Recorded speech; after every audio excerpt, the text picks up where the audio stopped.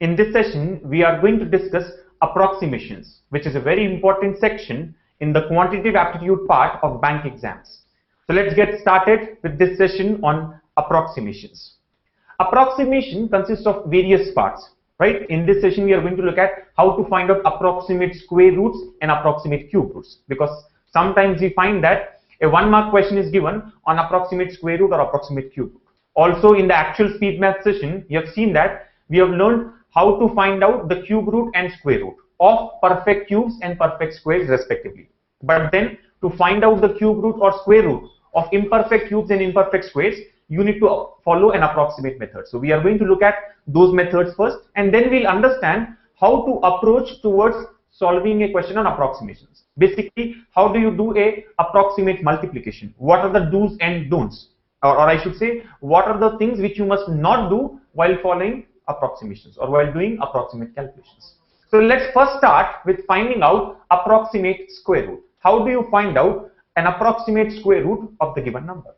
Well, you are already aware of how to find out square root of a number. Yes or no? We have very well learned this in the speed maths video, how to get the square root of a given number. It is a 3-step process and it would take about 4 to 5 seconds maximum, right? Now in this session, we'll look at how to find out approximate square root, right? For example, if the given number is an imperfect square, then how do you calculate the square root of that number? Obviously, we have to calculate an approximate square root. So how do we do that, right? So let's look at finding out approximate square roots. Having understood what approximation is all about, let's look at the first question from this topic of approximations. So as you can see, the question here is find the approximate value of square root of 8,650. And the options given are 84, 22, 17, 31 and 93. So basically it's all about finding out the square root of 8650. Remember, approximate square root of 8650. All right, and also note that approximate square root and approximate cube root are two of the most important concepts from the topic of approximations. So how do we do this? Now in the topic of simplifications, we have already learned how to find out or how to calculate the square root of a given number, right? There is a simple 3-step process which can be applied to arrive at the answer. But remember, that method doesn't work if the number is not a perfect square. And if you closely observe, the number 8650 here is not a perfect square. Well, one simple way to identify that is that this number ends with only 1 0, right? There's only 1 0 here, which means there are odd number of zeros. Note that a perfect square will always have even number of zeros at the end, right? It can have 2 zeros, 4 zeros, 6 zeros, 8 zeros, 16 zeros, but it cannot have an odd number of zeros like only 1 0 or only 3 zeros or 15 zeros, right? So the number here 8650 is not a perfect square. And more than that, anyway, the question here is given under approximations. So we got to find out the approximate square root for the value 8650. So the method that we had learned in simplifications will not be applicable here. So how do we do this? Now, if you closely observe, the options here are 84, 22, 17, 31 and 93. Remember guys, in the topic of approximations, in my view, more than the question, what is important is the options, right? If the options are very closely spaced out, if the values given here are very close to each other, then we got to do a very precise calculation. But if the options or the values given in the options are not very close to each other, then we can do an approximate answer, right? And the amount of approximation that we do would also depend on the options here. So very clearly, what matters in case of approximations is the options more than the question. All right. Now, if you observe options 84, 22, 17, 31, 93 are not really close to each other. So I can do a rough calculation or a very approximate calculation to arrive at the answer. Simple understanding is, let's look at 90 squared. What is 90 squared? 90 squared we all know is 8,100, right? Or conversely, we can say the square root of 8,100 is equal to 90. Right, 8,100 you all know is a perfect square. So square root of 8,100 is 90. Now if you look at the number given here, it is 8,650. It is more than 8,100, right? The number given in the question here, 8650, is more than 8,100. So it's obvious that the square root of 8650 will be more than 90. Right? As the value increases, the square root also increases. So since 8650 is more than 8,100, answer has to be more than 90. Now look at the options. 84 is less than 90, 22 less than 90, 17 less than 90, 31 is also less than 90. So first 4 options are simply eliminated based on the simple fact that answer has to be greater than 90.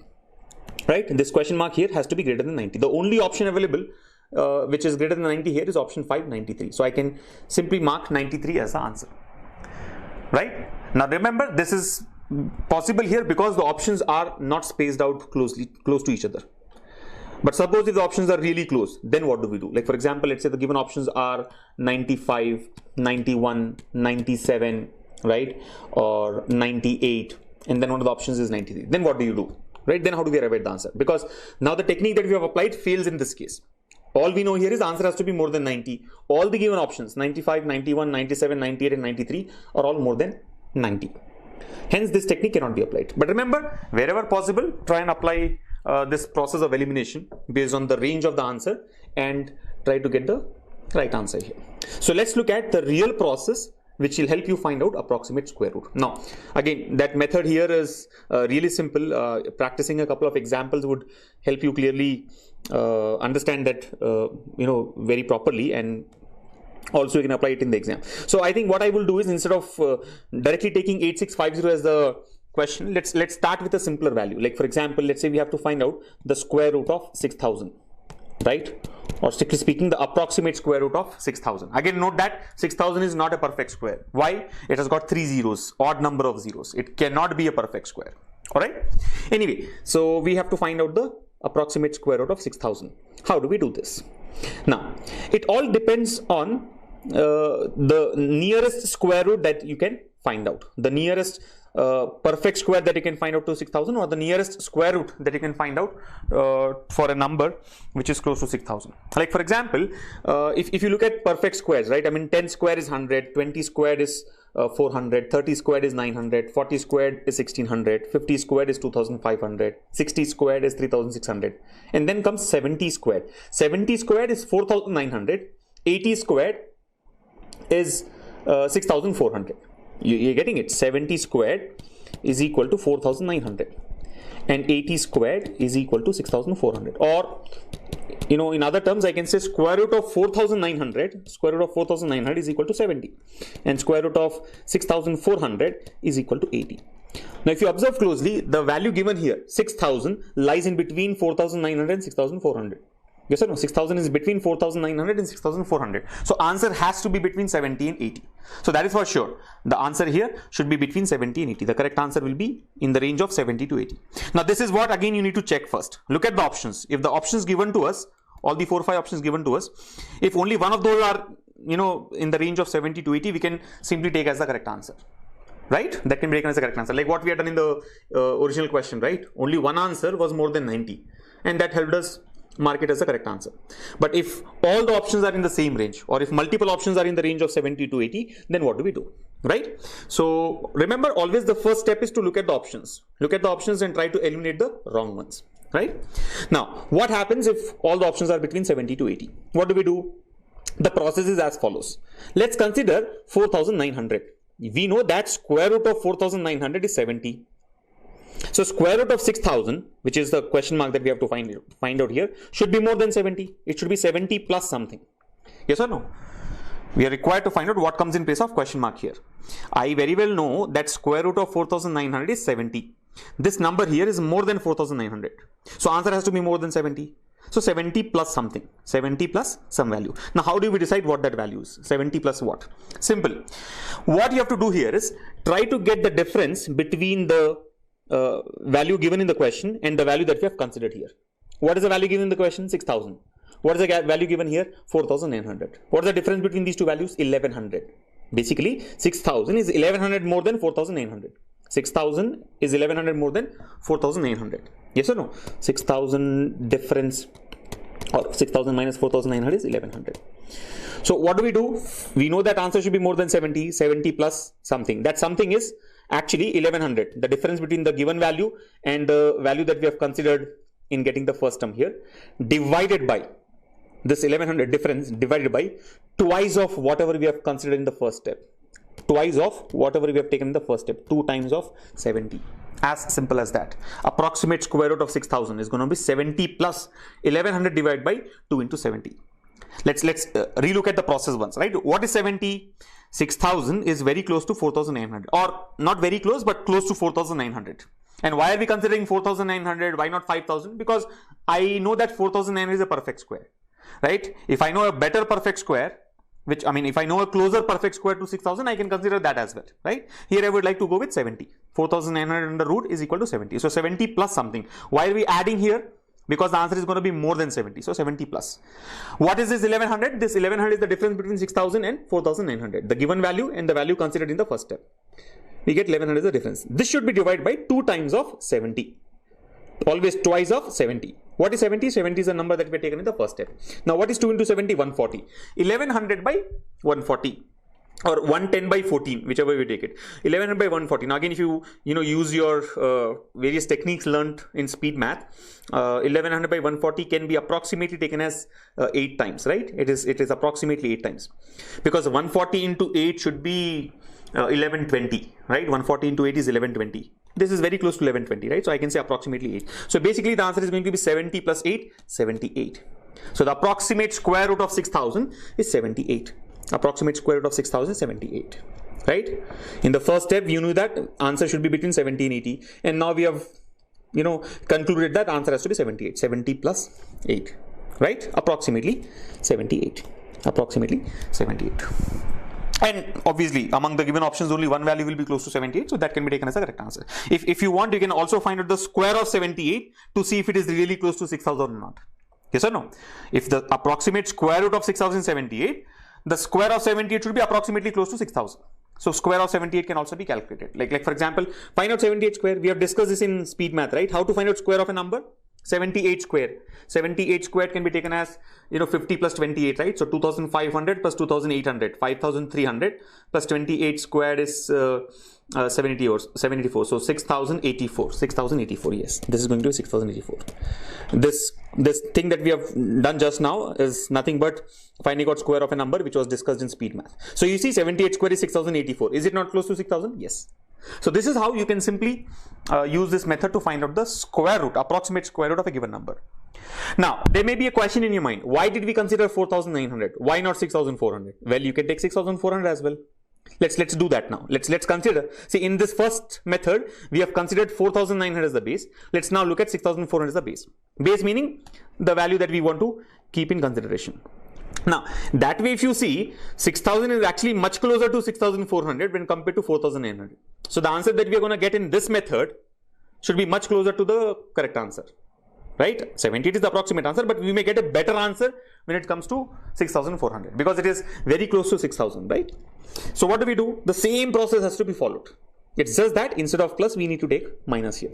Why is it so? See, the given value is 6,000. The value that we are considering is 6,400. So basically the understanding is, I know that 6,400 under root or the square root of 6,400 is 80. Since the given number is less than 6,400, answer has to be less than 80. So 80 minus something. 80 minus something. Now how do we find out what is that minus something? What is that something? Simple. The value is 6,000 in the question and the value that we have considered is 6,400. What is the difference between these two? 400. Like what we had in the earlier step, right? Take the difference between the two values, 6,000 and 6,400. It is equal to 400, right? 400. Don't worry about plus or minus, right? It should be taken as only the magnitude is important. 400 is in the numerator. What comes in the denominator? Twice of what? Twice of 80. 2 times of 80. 2 times of 80. So 400 divided by 2 into 80. Right? Now 2 into 80 is 160. 400 by 160 will be exactly 2.5. This is exactly 2.5. So 80 minus 2.5. 80 minus 2.5. 77.5 is the answer according to 6,400 is the base. 77.5 or 78. Both are close to each other. It all depends on the options, right? Remember, in case of approximations, when we are dealing with questions from approximations, we are not trying to find out the right answer. We are trying to find the best answer. Like in this first question itself, the original question itself, 8650, the best answer is 93. 93 need not be the exact answer, right? It is the best answer. So from the given options, choose the best one. Whichever is closer to 78, 77.5, that can be considered as a final answer. So this is how we find out approximate square root for a given number, right? Approximate square root for a given number.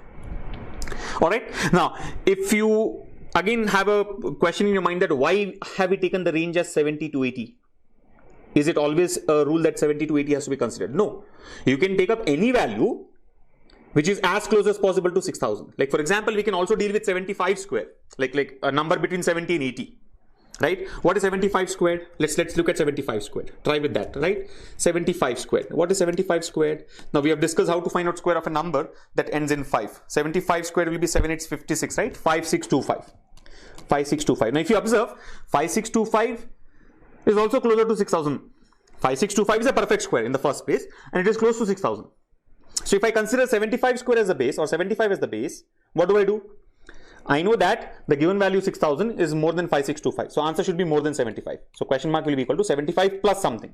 75 plus something. Plus what? The difference between 6000 and 5625. So I can say 6000 minus 5625 divided by 2 times of 75. 2 times of 75. What will this be? See, 6000 minus 5625 is 375. Right? This is 375. 375 divided by 375 divided by 2 into 75. 75 here goes 5 times. 5 by 2. 5 by 2 is 2.5. 5 by 2 is 2.5. So overall answer will be 75 plus 2.5, 77.5. The same answer that we had got with respect to 6400. Right? Here also we got 77.5. This also is giving us 77.5. See, basically understand 6000 is in the middle of 5625 and 6400. The distance of 6000 from 6400 is 400. The distance of 6000 from 5625 is also nearly 400, 375. So because the distance is almost the same, the answer, the resulting answer is also almost the same, 77.5 and 77.5.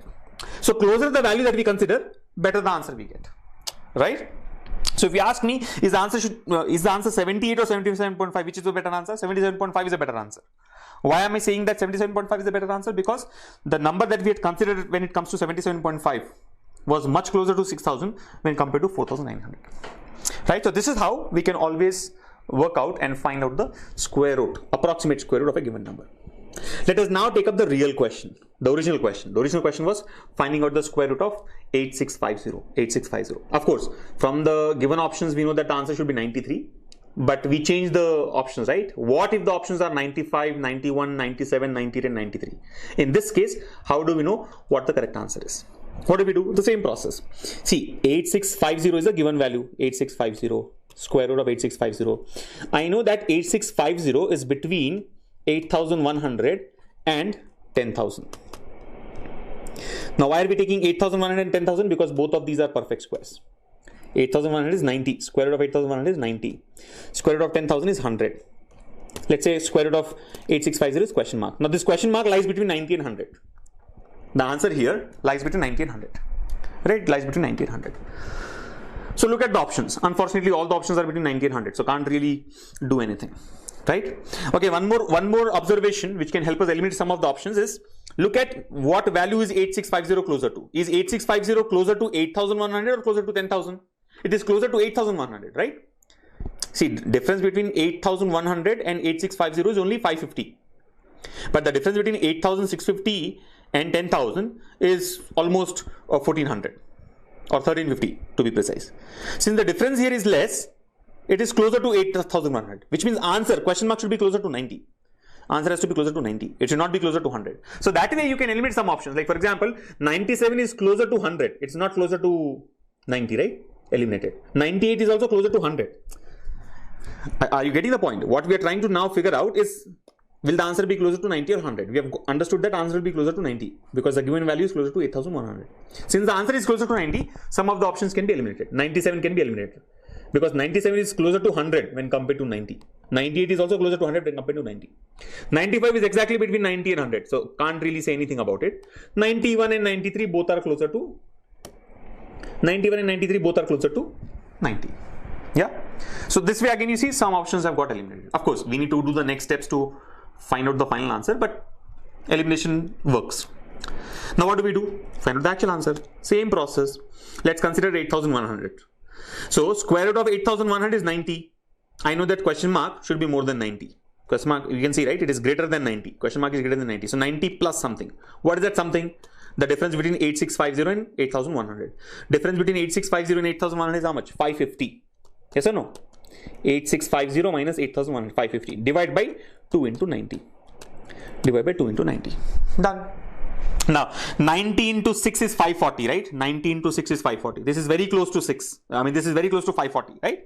So I can say approximately 6 times. Remember, we are doing an approximate calculation. Don't waste your time in doing a precise calculation here. So 550 upon 90 is roughly 6, very close to 6. 6 by 2 is 3. 6 by 2 is 3. So this results in what? 90 plus 3. 90 plus 3 is 93. And hence that's your answer, 93. Look at the options now, 95, 91, 93. Which is the best one? 93 is the best one. Hence 93 is the correct answer. The same process can be done with respect to 10,000 as well. So in that case, what do you do? 100 minus 1350 divided by 2 into 90. Do the same calculation, you will know that 95 and 91 also will get eliminated. So 93 is the final answer to this question. Alright, so this is how you find out approximate square root of a given number. Alright, try to take a range where both the numbers are perfect squares so that it becomes easier for you to evaluate.